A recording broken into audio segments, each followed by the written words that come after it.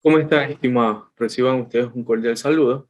El día de hoy nosotros vamos a realizar una instalación de WordPress en un servidor de Google. ¿Ok? Vamos a instalar WordPress en su última versión y eso lo realizaremos en un servidor virtual que va a estar alojado en Google Cloud. Para ello, usted tiene que crearse una cuenta, ¿verdad? Con un correo Gmail para poder utilizar las ventajas que nos da Google Cloud. Teniendo en cuenta que los nuevos clientes, Google les otorga un crédito de $300 para que ustedes puedan probar los productos, ¿no? Luego de que se ha consumido esa cantidad, pues ahí recién empezaría a facturar Google. Bien, entonces yo ya tengo iniciado la sesión con mi cuenta de correo Gmail y voy a proceder a ir a la consola de Google Cloud. En la consola nosotros vamos a tener las distintas herramientas o plataformas que Google nos ofrece para la configuración de nuestros servidores, ¿no? Nosotros podemos observar aquí que tenemos un apartado donde van a estar todas nuestras máquinas virtuales o nuestros VPS. ¿Ok? Tenemos el historial de facturación de cada mes que nos va dando. Aparte, podemos nosotros configurar nuevos proyectos y dentro de esos proyectos poder, poder nosotros crear las distintas máquinas virtuales. Yo voy a trabajar sobre el proyecto que hice My First Project. ¿Ok? Acá tenemos un apartado también donde nos aparecen los distintos productos que Google ofrece para poder trabajar con computación en la nube. Tenemos aquí aplicaciones de almacenamiento, de equipos de cómputo, ¿verdad? Bases de datos. Entonces son un conjunto de herramientas. El día de hoy nosotros vamos a proceder a realizar una instalación de WordPress. Pero la instalación de WordPress la vamos a hacer de manera manual. Es decir, nosotros configuraremos desde el servidor web hasta las bases de datos para poder acceder a nuestro sitio. Así como también dejaremos fijado una IP estática para que la misma no cambie durante todo el proyecto. Para ello, y para crear nuestra primera máquina virtual, voy a ir yo al apartado que dice Compute Engine, ¿verdad? Vamos a dar un clic acá. Una vez que ingresa, voy a proceder en este sentido a ubicar las máquinas virtuales. Como ustedes pueden observar, tengo 3 máquinas virtuales que están trabajando y que contienen una IP pública, en la cual me va a permitir a mí acceder a mi página web o a mi sistema según yo tenga configurado. Para crear una instancia, nosotros vamos a ir a la opción que dice crear instancia y ahí vamos a proceder nosotros a crear nuestra máquina virtual con las características que nosotros creamos convenientes. En este caso, voy a crear una máquina virtual, voy a crear la primera instancia, ¿ok? Para este proyecto. Cuando nosotros damos clic en crear una instancia para el proyecto, lo primero que nos va a pedir es que pongamos un nombre para nuestra máquina virtual y nos da una característica de un costo mensual que vamos a tener o que Google nos va a facturar a nosotros durante el periodo. Esto de aquí, este valor cambia de acuerdo a las especificaciones técnicas de equipo de cómputo que nosotros decidamos elegir. Para ello vamos a poner aquí la instalación de WordPress. ¿Ok? Y le vamos a poner proyecto. Bien, entonces nosotros tenemos aquí que vamos a instalar WordPress y esto va a ser un proyecto a manera de práctica, ¿no? Luego Google nos permite a nosotros seleccionar dónde va a estar ubicado nuestra máquina virtual. Nos da una región y una zona con la cual nosotros podemos trabajar para que se hospede o se aloje en esa región y zona. Dependiendo de la región y zona que nosotros seleccionemos, también va a proceder el cambio del precio o la estimación mensual que nos va a cobrar a nosotros Google. Por ejemplo, si yo selecciono una zona en América, ¿sí? Supongamos que yo quiero seleccionar Sao Paulo, muy bien, y selecciono cualquiera de las tres zonas. Podemos observar que el valor cambia, ¿no? De $25 que aproximadamente se estaba pagando como estimación mensual por el equipo de cómputo que estamos teniendo. ¿Ok? ¿Qué significa el equipo de cómputo? La máquina virtual que en este momento consta de un CPU, un virtual CPU y 4 GB de memoria RAM. Entonces, si nosotros seleccionamos otro equipo de cómputo, por ejemplo, tenemos aquí unas abreviaturas en núcleos compartidos y con unas especificaciones, capacidades de memoria alta o capacidad de procesamiento alto. Por ejemplo, si yo selecciono 8 virtual CPU y 8 GB de RAM, ¿ok? Vemos la facturación mensual que nosotros vamos a tener que pagar porque nos hace una estimación por hora. Esto considerando que estamos utilizando un equipo de segunda generación. ¿Okay? También tenemos equipos de primera generación. Si nosotros seleccionamos este tipo de equipos, podemos nosotros crear una máquina virtual hasta con un virtual CPU y con medio giga de RAM, que obviamente va a ser compartido, ¿no? Si nosotros seleccionamos, por ejemplo, acá un N1 estándar 2, significa que mi máquina virtual va a tener 2 virtual CPU y 7.5 GB de RAM, facturando una estimación de $78.56 al mes, sin considerar todavía el espacio de almacenamiento en disco, ¿no? Entonces, de pronto nosotros queremos personalizar la capacidad del procesamiento, podemos seleccionar personalizar y nos va a dar la posibilidad de que nosotros seleccionemos valores de núcleo de procesador entre 1 y 96 y de memoria RAM, al menos en este tipo de máquina con esta serie, hasta 6.5. Si nosotros cambiamos esto de aquí, por ejemplo, vamos a seleccionar un equipo de segunda generación y vamos a seleccionar que deseamos personalizar, podemos tener hasta 32 cores y 16 GB de RAM como máximo, ¿no? Entonces, si de pronto yo quiero más cores, voy moviendo, ¿sí?, la capacidad que yo requiero. ¿Listo?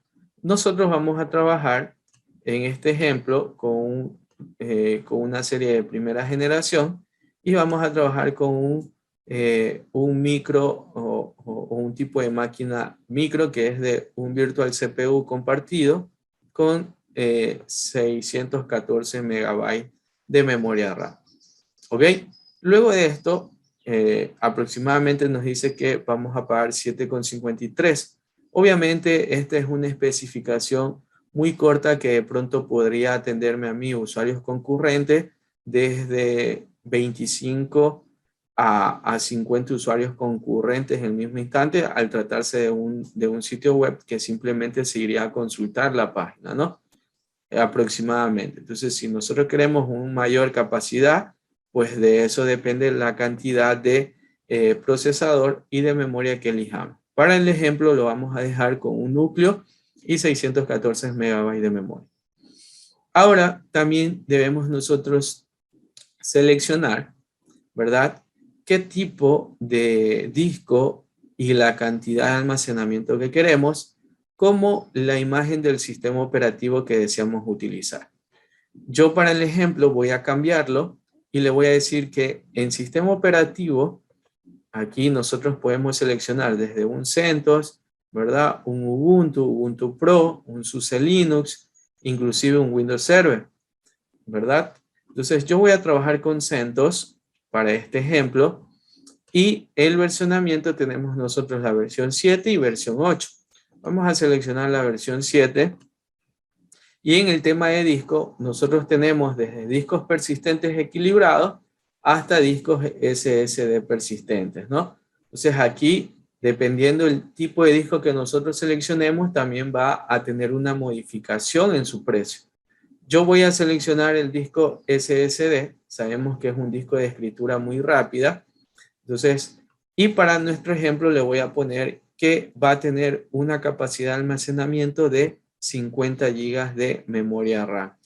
Entonces, En configuración avanzada no se realiza ningún cambio, ¿verdad? Y le damos seleccionar. Ya ahora sí tengo yo la configuración correspondiente de una máquina virtual de un núcleo compartido con 614 megabytes de memoria. Estas capacidades pueden ser modificadas conforme usted va teniendo eh,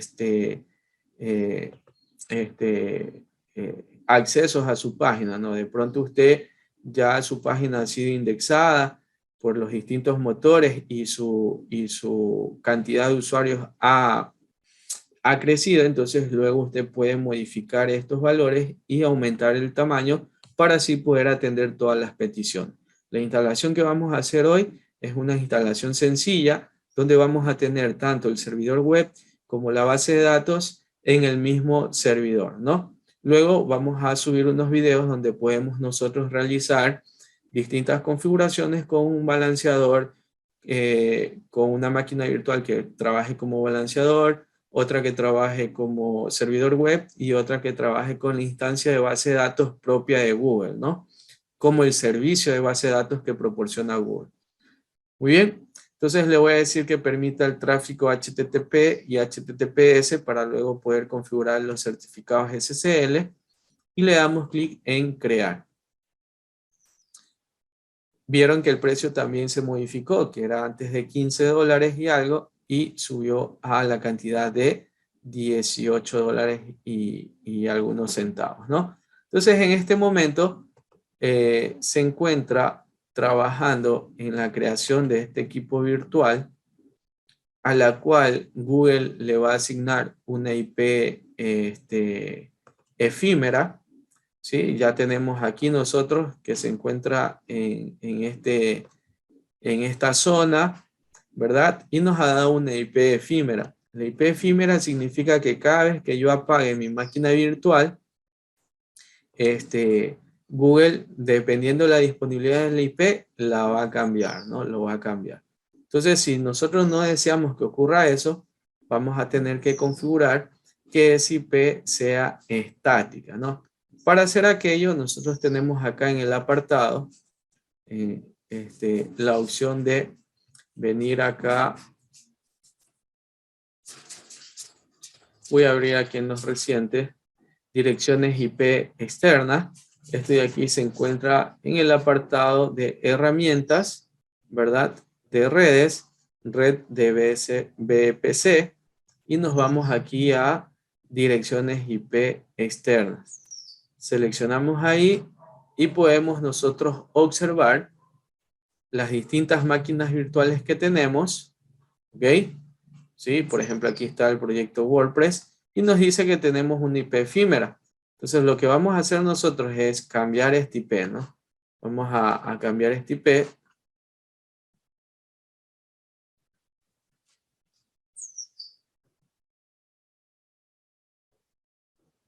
¿Ok? Vamos a darle clic acá en reservar. En la parte, nos movemos hacia la derecha frente a nuestra pantalla. Le damos en reservar. Le ponemos una descripción. ¿Sí? De pronto aquí WordPress. Proyecto. Si usted requiere una descripción, lo puede hacer. Le vamos a poner clic en reservar. ¿Sí? Y esta IP que está aquí pasó de ser efímera a ser una IP estática, ¿no? Una IP estática en la cual, así usted apague su máquina virtual, no va a sufrir ningún cambio. ¿Cuál es el objetivo de esto? El objetivo de esto es que cuando usted adquiere un dominio, usted puede venir acá en Google y configurar los DNS, ¿verdad? Hace la configuración del dominio que usted ha adquirido y luego en el proveedor del dominio pone los DNS de la máquina virtual que usted ha configurado y así cuando ingresen a su sitio web con el dominio que usted ha comprado, va a poder atender la petición con la dirección IP que ahora se encuentra estática y que va a ser propia sola de esta máquina virtual a nivel de toda la web. ¿Ok? En un próximo video estaremos haciendo esa configuración donde vamos a hacer un proceso de compra de una IP, perdón, de un dominio, un dominio principal y haremos la configuración del subdominio correspondiente y lo enlazaremos con esta máquina virtual. ¿Ok? Entonces ya tenemos nuestro equipo con la IP, con la IP fija, estática. Vamos a regresar nuevamente a nuestras máquinas virtuales. Y acá nosotros ya tenemos el proyecto, ¿no? Ya aquí tengo yo mi proyecto. Si de pronto yo quiero hacer un cambio, yo puedo venir acá en acciones, detener la máquina virtual, ¿verdad? Yo la puedo detener. Una vez que yo detengo la máquina virtual, observamos acá que está haciendo el procesamiento para que se detenga la misma. Entonces debemos esperar hasta que finalice, ¿no? Una vez que finaliza la máquina virtual, nosotros podemos ingresar y editar las opciones de esta máquina virtual con el objetivo de poder modificar ya sean sus valores de procesamiento o alguna configuración que requeramos, como el aumento también quizás de espacio en disco, ¿no? Porque no estamos utilizando un storage externo, estamos utilizando el mismo de la máquina, ¿no? Entonces voy a dar clic acá en proyecto, ¿verdad? Ya la instancia ha sido detenida, le puedo dar clic en editar. Y una vez que doy clic en editar, nosotros podemos modificar en este sentido, de pronto la capacidad de procesamiento, aumentarle o personalizarle, ¿no? O quizás también cambiar la tecnología que estamos utilizando. No es fijo lo que nosotros hemos hecho, ¿no? ¿Ok? Entonces, eso es lo que nosotros podemos editar para poder modificar los valores de las máquinas que corresponden, ¿no? Los valores de las máquinas que corresponden. Entonces, hay algunas opciones que nos da Google. Muy bien. No voy a darle clic en nada, no voy a guardar los cambios. Lo que voy a proceder es a iniciar mi máquina virtual y ahora vamos a ir a la opción de configuración. Vamos a iniciar la máquina virtual, la voy a reanudar. ¿Ok? Estos de aquí son prácticas que hemos hecho con algunos chicos, estudiantes. En unas clases hemos configurado e instalado un Moodle. Acá hemos hecho prácticas de todo lo que es sentencias web. Y acá hay una aplicación de e-commerce que es gratuita de código abierto. Solo usted tiene que configurarla, instalarla y poder administrarla. ¿Ok? Muy bien. Ya está mi WordPress. Le voy a dar clic y voy a entrar al SSH. Entonces aquí ya nosotros, como vamos a hacer una instalación, ¿verdad? De manera manual, por así decirlo, porque Google Cloud Platform también tiene la posibilidad de que usted simplemente busque una máquina de WordPress y le haga la instalación de manera automática. Ya vamos a revisar aquello, ¿no? Pero es muy importante que usted sepa cómo es todo el proceso de poner en un servidor VPS una aplicación web, conocer desde la configuración de sus direcciones IP, que en este caso lo hemos dejado ya con una IP pública para que pueda ser accedido desde cualquier parte. Si, por ejemplo, yo copio esta dirección IP, ¿ok? La pego y quiero ingresar, pues voy a tener un error, porque aún no tengo yo ningún servidor web instalado, por lo tanto no va a poder ser accedido como una página web. Lo único que tenemos es un servidor con una dirección IP pública, ¿no? Ahora bien, vamos ahora a instalar, vamos a abrir ahora el servidor SSH y para ello le damos clic aquí donde dice SSH, se va a abrir una ventana del servidor, ¿ok?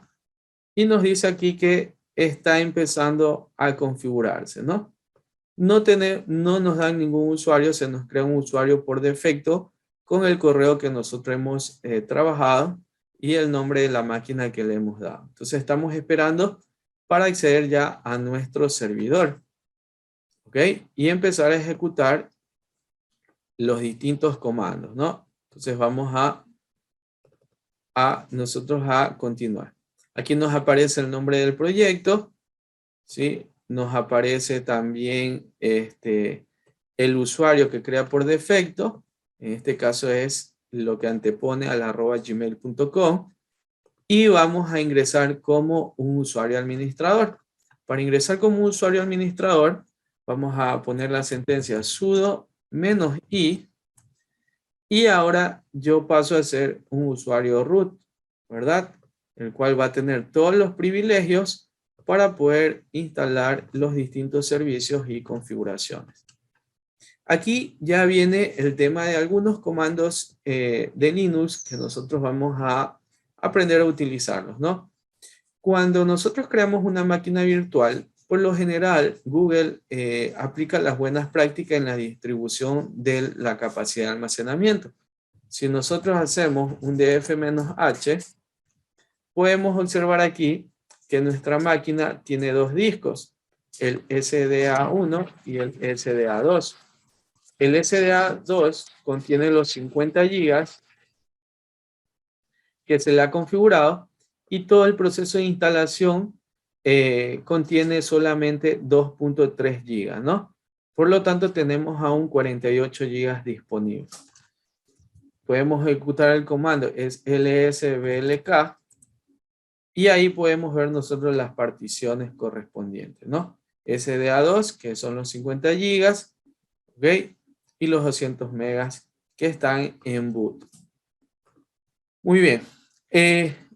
Ahora, lo primero que vamos a hacer nosotros, previo a la instalación, es que debemos nosotros tener en cuenta que cuando nosotros tenemos un primer sistema operativo instalado, debemos buscar el tema de la actualización, ¿sí? Debemos buscar su actualización. Por lo tanto, al ser un sistema CentOS, vamos a ejecutar el comando yum update y vamos a enviar a actualizar los paquetes, ¿no? Yum update, vemos que todo se queda actualizado. Hay repositorios que necesitan ser actualizados. Entonces, lo que hacemos es ejecutar ese comando, ¿no?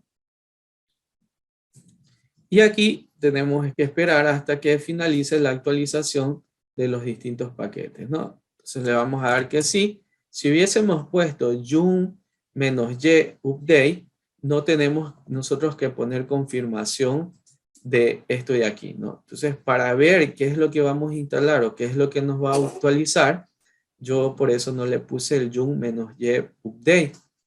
Entonces, ahorita estamos actualizando, ¿verdad? El sistema operativo con los RPMs que quizás necesitan ser actualizados. Vamos a esperar unos minutos para que ejecute esta acción.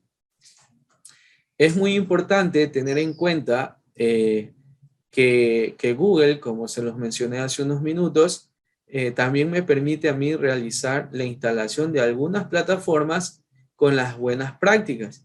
Por ejemplo, hay imágenes de instalación de WordPress que es hecha por Google, por Dynamics, y yo puedo hacer uso de eso, de aquello, pero obviamente usted como un administrador, sea de la plataforma o del servidor, usted debe conocer, por ejemplo, cuál es un servicio de un servidor web, cuál es el servicio que es instalado. De pronto nosotros acabamos de instalar Apache, las buenas prácticas de Dynamics o Google suelen instalar Nginx también como un servidor web, la base de datos con la que se va a trabajar, cómo crear un usuario a la base de datos, darle permiso, es todo aquello lo que nosotros veremos en este video del día de hoy, ¿no? Esperando actualmente la actualización del sistema operativo.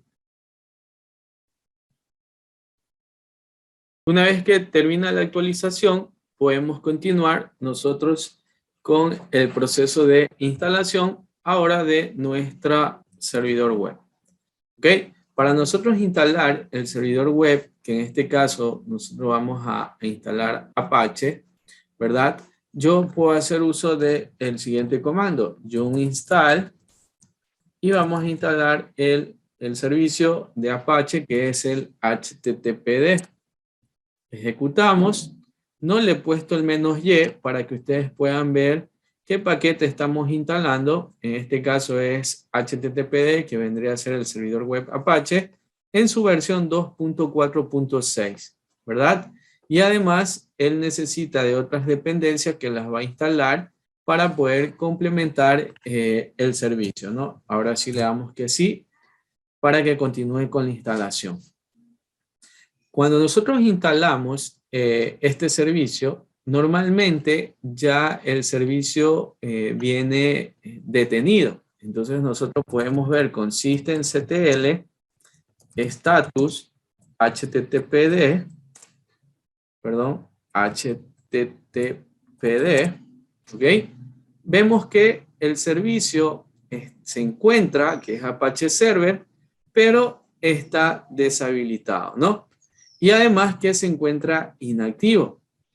Cuando nosotros instalamos el servidor web, en este caso Apache, debemos nosotros también ejecutar un comando de enable para que cuando nuestra máquina virtual se reinicie, automáticamente este servicio inicie con el sistema operativo.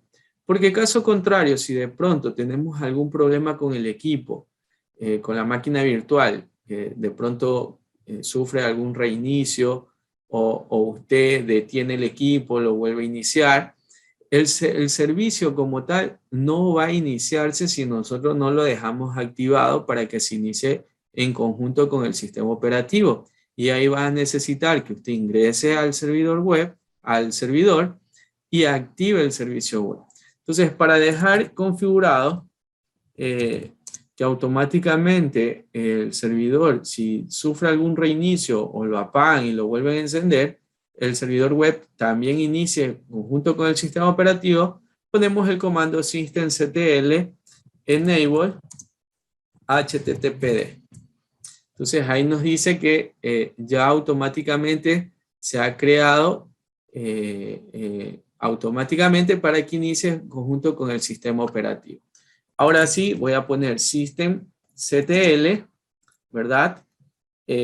Start httpd para indicar que el servicio del servidor web ya se inicie actualmente. Si ponemos otra vez el status, podemos observar que el servicio ya se encuentra corriendo, ¿no?